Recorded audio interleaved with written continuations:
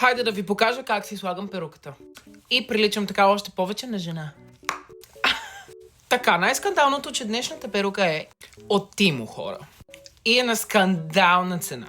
Като ви казвам скандална, ще разберете по-натам във видеото. Така. Реално косата е от естествен косъм. И изглежда много, много добре. Погледнете буквално колко е жива и всичко. Аз съм в шок. Казвам ви директно, че не се справям добре с слагането на перуки. Да. Но, като ми се налага да нося перуки и като ми се налагало съм ходил при фризьор. Това е прекрасната коса. И сега ще се опитам да отрежа самата дантела, лейс. Взимам една ножичка. И да. Реално аз вече леко отрязах, но ще продължа и отстрани да смахам. Изрязах реално това.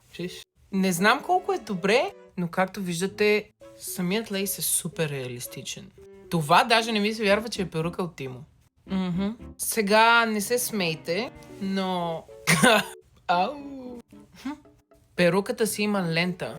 И въпросната лента ни помага в пъти и не се налага да ползваме лепило. Тоест, перуката е glueless. До някаква степен. Само да сваля обиците. Така. Реално трябва да се наведете надолу и отзад да захванете лентата. Не мога. Чакайте. Търпаме леко назад.